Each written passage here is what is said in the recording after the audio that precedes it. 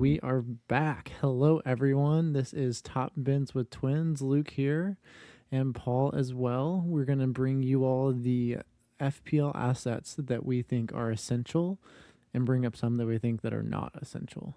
Paul, how are you doing? I'm all right. This FPL week is slowly wearing me down.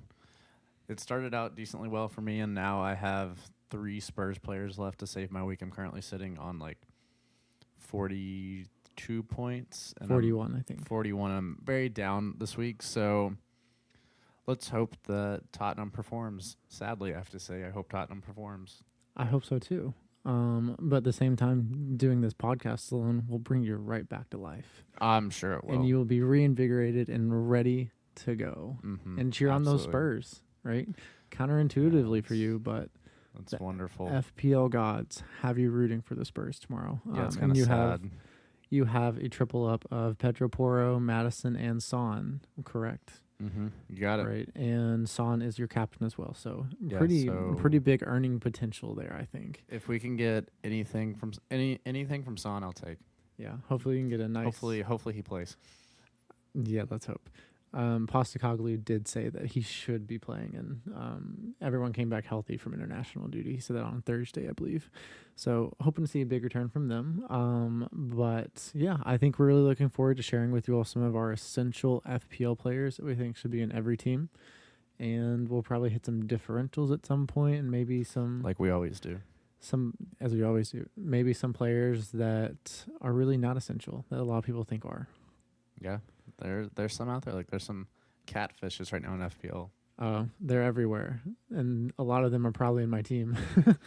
Kids, don't trust who you talk to on the internet. Don't trust them. Definitely don't. But remember, this is a safe place. You know, everyone's welcome here. Top Bins with Twins. It's a lovely little place from what I hear. You kind of talked about your team, so I'll talk about mine real quick. I am currently on 58 points. Brian Mbomo and Ollie Watkins did the business for me. So really nice results there. And I had Turner, Foden, and Højlund blanking. I brought in Højlund this week. That one hurts, doesn't it? I thought he could have been a great shout for this week with Sheffield, and he was 2 moments away from getting a brace, right? Mm-hmm. Very close margin on those. One across from Rashford, and then the one-on-one with the keeper that got saved. So, when you look at it on face value, not that great, but underlying numbers, kind of show that it was not a bad choice. So I'm okay with that. Hoping my Spurs triple up of Porro, Udogie, and Madison return, give me something to kind of take back home and finish the week on a green arrow. So I'm looking forward to that match tomorrow between Spurs and Fulham. Yeah, there's a lot going on in that match tomorrow. So yes, there is, for sure. We will certainly be watching. Yeah, we will. Well, how about we take a little break here, Paul, and we will come back with our discussion on who is essential and who is not. All right. We'll see you in a minute.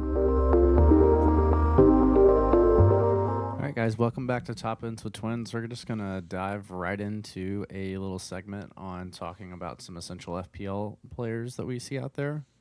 And first, I want to start with Mo Salah. Ooh, the Egyptian king. Yeah, he is slowly proving over the season with consistency that assist and goals, having both threats, is something as an FPL asset that's kind of sets him apart, So just to confirm, you do see him as essential, Paul? I was going to get there. Okay. All right. We'll keep on going. Okay. So for me, if we look at, let's see, over the last couple of weeks, he has... What is it? I can read you out. So his last... So he has 4 goals in 2 weeks, essentially. Yeah, so 5 in 4 games. He has 1 blank in match week 7 against Tottenham. Besides that, he has 2 goals in the last 2 matches. He seems to be in very good form right now. He seems to be, like what we always talk about in this podcast, is whenever I look at attackers, I want to see, are they going to be a focal point of the attack, and are they going to be in consistent threat each week to be the most prominent member in their team scoring goals or assisting goals. Right. And right now it seems like for Liverpool, Salah checks all those boxes. So, yes, he is essential to me, even at the price point of 12.7. Yeah, I think so too, really. And if his upcoming fixtures, right, it's Nottingham Forest. Who's after that? So it goes. Let me slide my notes. So it goes Nottingham Forest, Luton, Brentford, Man City, Fulham, and Sheffield. So I mean, if you look at those matchups, I honestly prefer Liverpool in all of those besides City. Right. And they all seem to be good attacking fixtures for Liverpool. So Mm-hmm. as long as Salah stays on the pitch and we don't have to have any injury concerns, I think it's going to be really hard to not bring him in. And I'm kind of at the point with my team right now where I'm kind of frustrated with what they've done the last couple of weeks. So I may be wild carding and bringing in a team that considers Mo Salah. Interesting. Okay, so if you anyone who's out there wild carding, you would definitely suggest bringing him into the wild card. Yes, I absolutely would. Okay. And I have a hot take that we'll share later on the pod. But Ooh, interesting. Okay. What I think, are you done with your thoughts on Salah? I'm Okay. third out there. So Salah is currently at 38.4% owned, right? He has a total overall points total of 75 points. Over the last 4 weeks, he's returned 10 points, 1 point, kind of an outlier, 15 points, and then 16 points. That's a total of 42 points over the last 4 weeks. And that's massive, right? Having him in your team for that 4-week span would be incredible for your club. And he's racking those points, especially because if you're going to have him in your team for what he does to the setup and formation-wise, he's got to return to justify him being in there. Yeah. And he is it seems justifying like right it. now he is, yeah. He is. And with their especially the next 2 fixtures, I think that if you're going to wild card now, say going into game week 10, he's essential to have in your wild card team. You know what this kind of reminds me of a little bit, Luke? What? Remember that run that Rashford ran last year where it was kind of like, okay, this is going to be the week it stops. This is going to be the week. I think we may be kind of early into that with Salah where it's like people have started to move to him and you can see a lot of the field somewhat moving that way, but right. It feels like you're going to be really left behind if you don't have him right now. Yeah, I think that's fair. Which is scary as somebody that doesn't have him. Both of us currently sitting here without Salah. And I just have to say, as a non-Salah owner, I have a bone to pick with Ashley Young. Yeah. That double yellow into a red completely changed the match. Salah might have returned, might not have, if that would have continued with Everton on 11 men. But going down to 10 just broke their back, especially right before half. It's a huge momentum killer and really just changed the match, right? So we see Salah getting a big return. A lot of people captaining him. Kills overall rank, right? But ultimately, yes, I do think Salah is essential. If you are wild carding going into game week 10, if you don't have him, then you're playing very risky, right? Yeah. Exposing yourself to a lot of risk there, in my opinion. Yep. So Salah, essential in my opinion. Agreed. Next, how about let's talk about the one of the best right backs in the entire league. For sure the most attacking right back at the moment. Mm-hmm. Kieran Trippier. He has put in an excellent performance for Newcastle ever since coming to Newcastle, right? One of the cornerstones of them rebuilding the club there. And he has not disappointed FPL teams this season, right? Up to this point, he has 59 points overall for FPL. But here's the craziest thing about that. Out of those 59 points, 46 of them have come in the last 4 weeks.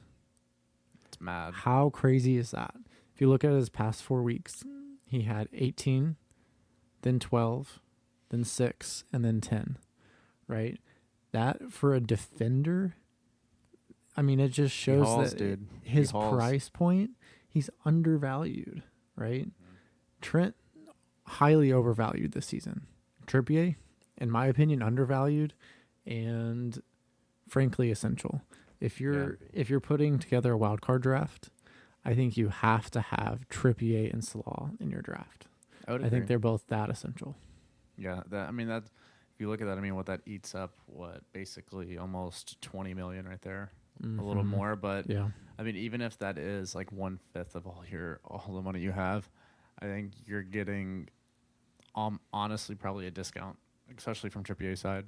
And we'll get into this a little bit later on, but until Haaland starts having multi-goal games, you can get away with not having him in your team, right? Mm-hmm. As long as you make the right captaincy choice, then things are somewhat okay with the team. So something we'll dive into a little bit more later on. But Trippier is an amazing asset. In my opinion, he is 100% essential.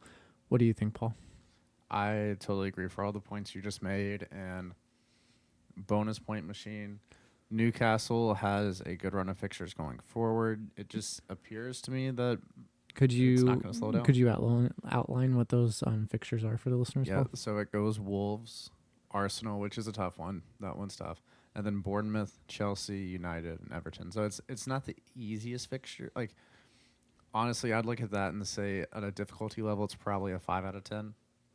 Yeah. Somewhere in that area. But it also feels like that for Trippier, he's gonna get even if we look at him in a certain perspective. Of course, we want the clean sheets. Of course, we want all that. But it just seems like he's gonna get returns even without a clean sheet if they don't get one. Yeah, agreed. He's one of those players where he could lose a clean sheet but still manage bonus points, right? Which is absolutely crazy. Extremely rare for a defender.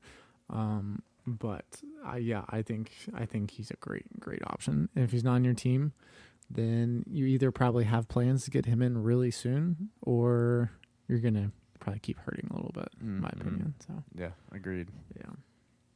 Yeah. Well, do we want to head to our next topic? Yeah, go ahead. Take it away, sir. You got it. Okay. So next we have Erling Haaland. Is he necessary in an FPL team?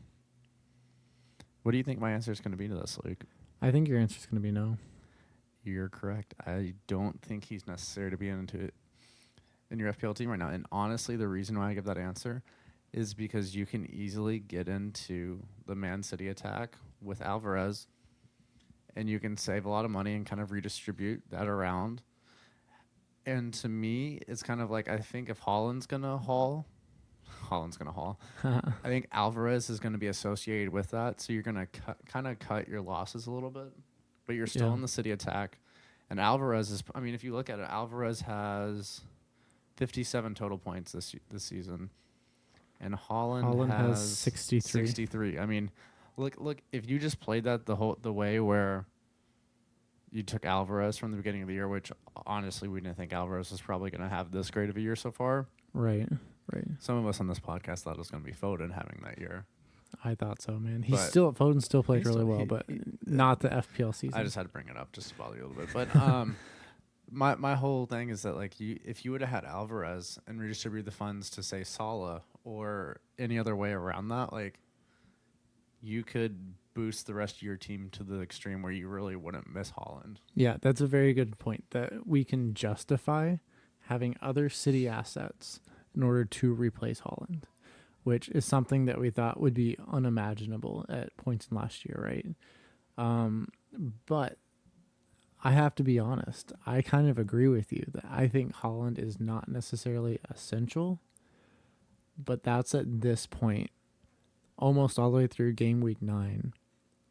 Game week 10, he could bag a hat trick. Yeah, and this is the whole thing. Sorry, I didn't mean to cut you off. No, keep going. Yeah.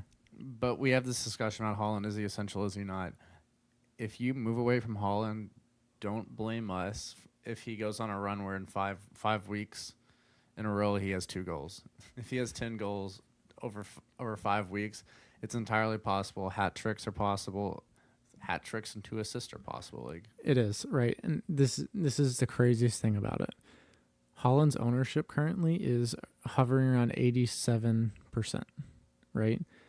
But at this point, so this is Sunday night of game week 9, he has already been transferred out 53,000 times by managers. How crazy is that? We never thought we'd get to this point where it's a mass exodus of Haaland, really. Mm-hmm. And this week it paid off for people, right? Yeah. If you wildcarded Haaland out and had Salah on your team, you're good to go. You're fine as long as you have Alvarez. It's not a problem. So it's just crazy. I think there's a lot of fear here that's dominating people's decisions because we've seen him haul so many times, and it's against really good teams. So it's not like he's fixture dependent. He's fixture independent. I just think that I don't know if I personally have the ability to take Holland out of the fear of, him being too much and him being, I don't know, his effective ownership really scares me. So There is a lot of anxiety associated with transferring Holland out. I agree. yeah, so I But don't it's know. also if I'll a personally bold get move there. to make, and maybe some of us need a bold move at this point. Maybe, but that's usually where you get in trouble. I know. So, okay, let's just break this down real fast before we wrap up on Holland. He currently, as we said earlier, has 63 total FPL points. He has returns of 6, 2, 2, and 8 over the last 4 weeks for a grand total of 18 FPL points over the last 4 weeks. Trippier had 46 over the last 4 weeks, and Holland has 18. Yeah. Crazy. That is insane. So, next week he could have 22. But as of now, I don't know. Transferring him out is not a crazy decision, which is crazy to say. So, I don't know. Crazy. Yeah. So, file him under the book of not essential, in my opinion, for the moment. Yeah, bold move from the podcast here, but Yeah. I think the next player that I want to talk about in the realm of essential or not essential is Ollie Watkins. And I am going to go out and say, live on this podcast, I think Ollie Watkins. Oh, gosh, words are difficult. they are. Ollie Watkins is 100% essential to have in teams. I agree. With their upcoming run of fixtures, Paul, could you share the upcoming fixtures with us for Aston so Villa? it goes Luton at home, Nottingham Forest away, Fulham at home, Tottenham away, Bournemouth away, and Man City at home. That is an incredible run of fixtures, right? Especially the next 4 to 5. Luton at home, So good. at Villa Park is going to be, that could be a slaughter. I mean, we'll see. Yeah, we'll see what happens. It seems like Luton may be figuring it out a little bit more. Yeah, they've been doing better, right? So maybe they're not the... And just enough so that we can hope and wish that, we get a Nottingham Forest clean sheet. And then that gets wiped away from us real fast. But I'll take the blame for that. Okay, with Watkins, though, he had 70 total points. He currently has 70 total FPL points. So 5 behind Salah. He Salah's on 75. Yep, I'm 5 sure. behind him. Watkins is also currently hovering around 39% ownership. And he has returns of 9, 23, 5, and 11 for a grand total of 48 FPL points over the last 4 weeks. Out of the players we've looked at so far, and we will look at, that is the highest return over 4 weeks. 48 is incredible. And with those juicy fixtures lining up, he easily could add to that total. And we should say, right, whenever they played their match today against West Ham, Ollie Watkins easily could have had another goal as well. Missed pretty much a sitter, and for someone of that level. Yeah, for sure. So, I mean, think about that. Like, he's a great asset to have, and in my opinion, like I said at the top, I think he's essential. Yeah, I am in full agreement with you, Luke. I'm not going to disagree with any of that. I think he looks like somebody that, you said he's got 70 points, which is 5 points behind Salah. And it honestly feels like this year he's been kind of wasteful. He's on 70 points. Yeah. So he just seems like somebody that, like we keep talking about, he's going to be the spear of Villa's attack, and it's going to basically be him and Diaby and Louise too. That's going to be involved with that since he's on pins, and he seems like just honestly a nailed-on FPL asset in my opinion. And it's funny that a lot of these people that were saying yes, these are nailed-on assets, I don't have in my team. So we're at a wonderful place right now with Paul's FPL team. Yeah, well, We'll see how the Spurs fixture goes. There's time for it to get better, right? Maybe that Son captaincy pays dividends, especially this week. I don't think Son was a popular captaincy choice, right? Yeah, differentials. Definitely Hashtag Salah, differentials. Salah got the priority on that one, I think, this week. Yeah. Okay, so you would say Watkins is essential. Do you have anything else on Watkins that you'd like to bring down? No, honestly, I think that, like I said, so he's been really good so far from an FPL perspective this year. And yes, there was one really big week, but it feels like I said, that he has a lot more to offer than what he already has offered. So Yeah. Yeah. seems to be necessary going forward. It seems fair to bring up around, I think, game week 4 or 5, he had been dribbling in about 5 pointers from assists, right? He had this run where he got, I think, 3 or 4 assists in a row, week in, week out. Missed a lot of opportunities, though. So it was really frustrating owning him. And there were points where I didn't seriously consider it, but it was on my mind thinking of, well, should I take Watkins out? And I had him, and then I sold him yeah, before this run. So I'm gonna be honest. I definitely you am were very really happy close. that I kept him. You were really close to selling him a lot of the time. Well, what would happen is I'd watch the match, see him miss all the chances, and I'd be like, oh, he's going out. And then I would think about it, and luckily kept him in. So dodged a bullet there, luckily. But those upcoming fixtures are great. I think having a piece of Villa in whatever way you think best is definitely a good idea. I agree, Lucas. Yeah. All right. So do we want to bounce to our next person? Yeah, go ahead. You lead the way on this one. All right. So the next person we have is Arsenal's star boy. I'm not talking about Declan Rice either. I am talking about Saka. So if we look at Arsenal's run of fixtures over the next run of games, so they have, let me see, where's he at on my list? Okay, so it's Sheffield at home, which is really good. Right. Newcastle away, difficult. Burnley at home, good fixture. Brentford away, good fixture. Wolves at home, good fixture. Luton away. Right. So Arsenal probably have their best run of fixtures they've had maybe this season so far. Yeah. Mm-hmm. It's starting to clear up a little bit for them. And so this one's really difficult for me because I'm honestly sitting on the fence about him being essential or not. Like, I don't know if I can give a clear-cut answer to this, Luke, and that's kind of wishy-washy of me. But the reason why I say that is because Saka this year, he's on, let's see, 58 points, so not bad. His price point's $8.5 million.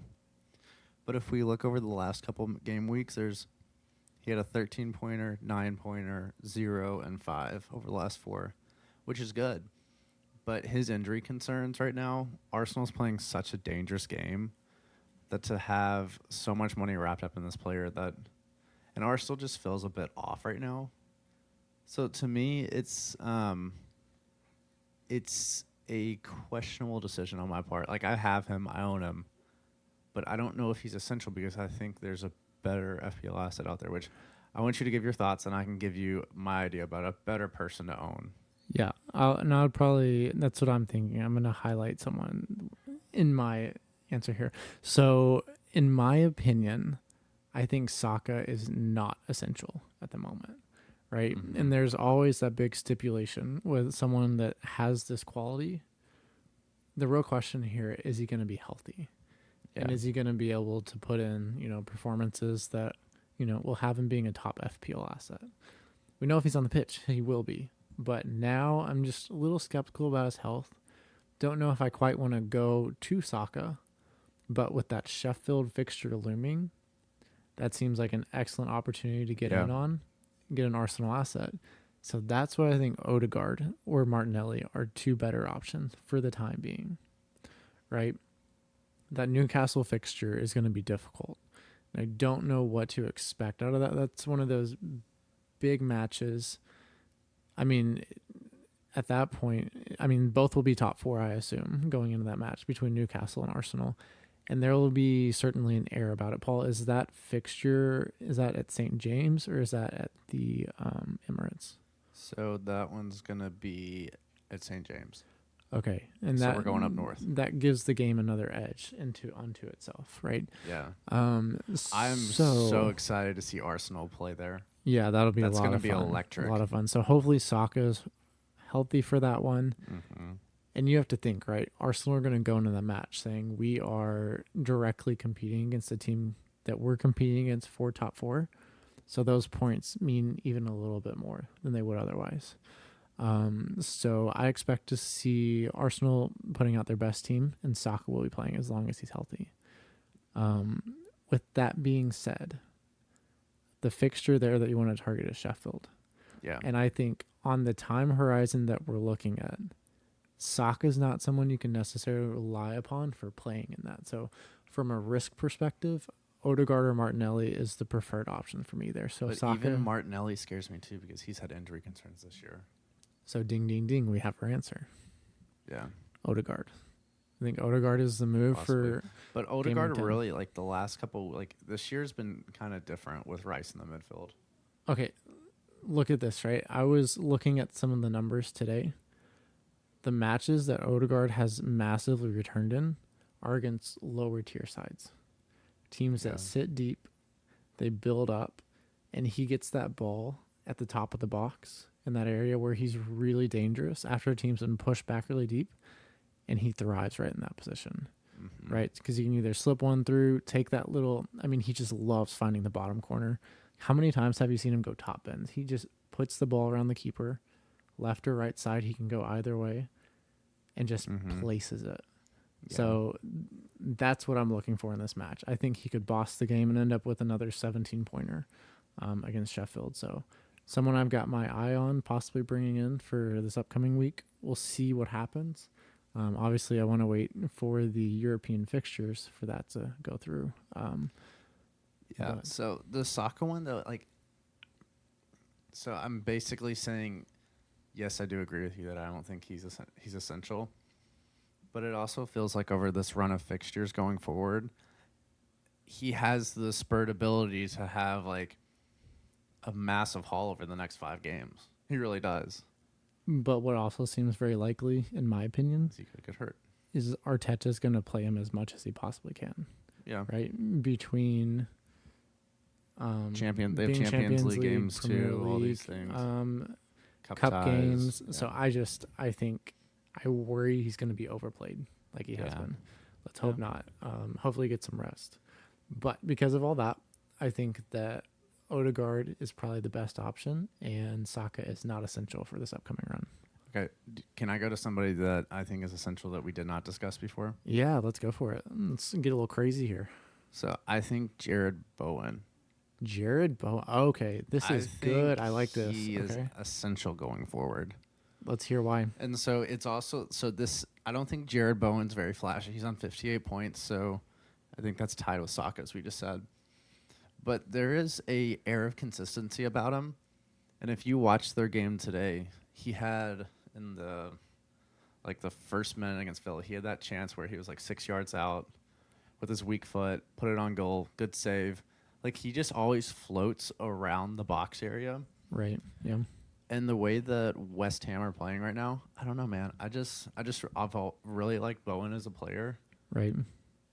And West Ham, I mean, if you look at their run of fixtures going forward, I mean, it's really enticing. It goes Everton at home, Brentford away, Nottingham Forest at home, Burnley away. Sorry, I couldn't read. Crystal Palace at home, and Tottenham away. Yeah. Mm-hmm.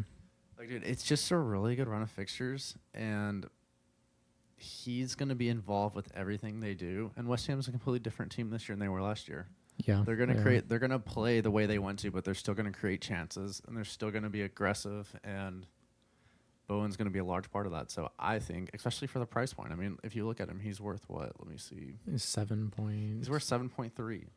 Yeah. To get that out of him, I mean, like, for what you're paying for what you get and the results returned, I mean. And something else we should say, right? Bowen is the 5th overall player based upon points total currently in FPL. He's sitting on 58 total points, and he's an incredible, I don't know what I'm trying to say. He's surrounded by very impressive FPL assets at that point total, right? He's got Trippier above him and Saka below him, and Alvarez right there too. So he is proving himself amongst the elites. But the big thing about Bowen too is that if you bring him in, you to know he's probably not going to have huge flashy numbers for your week. Like he can get a brace, he can get whatever. But I mean, his points come in consistency. He has 9, 2, 12, 7, 2, 7, 9, 2, and 8.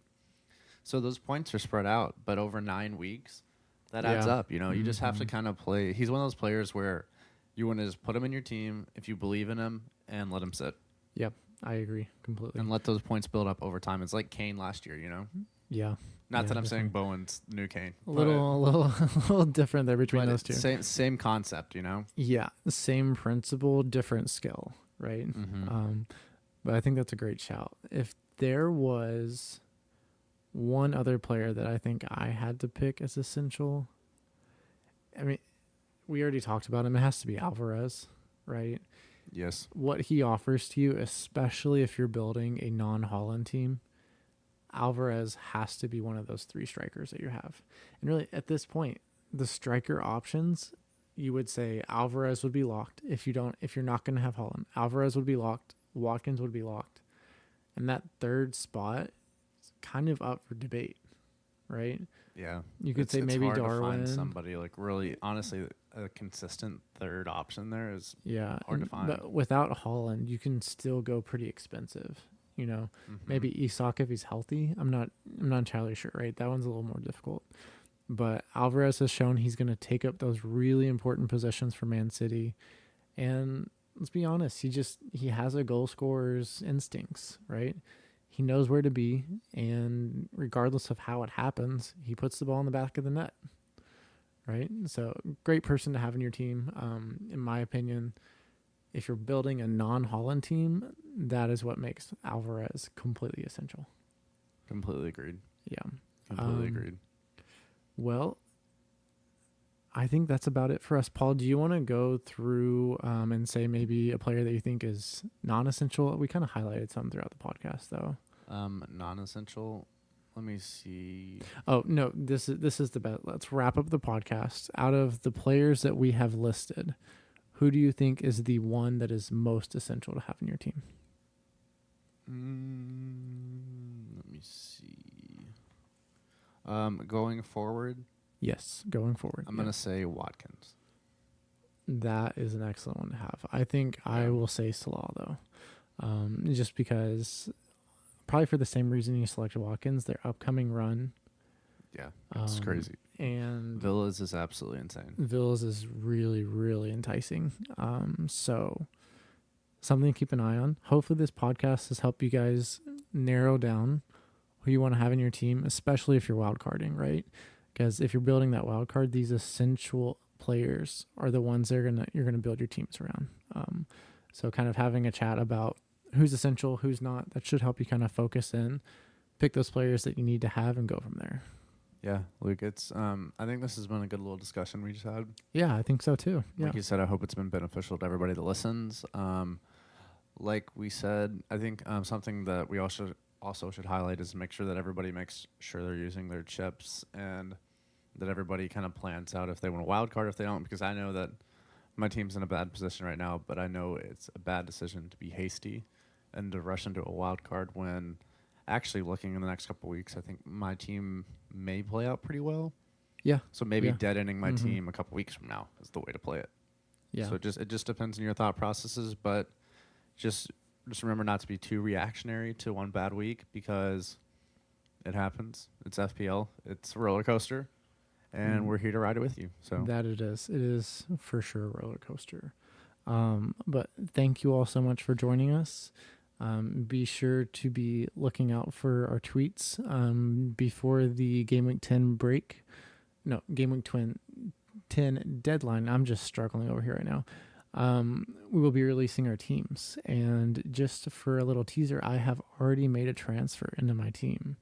So be on the lookout whenever that tweet comes out to figure out who has already made it into my team. And if another person does, we'll see. You never know. We'll see what comes up. It is. But thanks for joining us, everyone. Hope you have a good rest of your day, night, whatever it may be. Thanks for joining us. Yeah, we'll talk to you soon.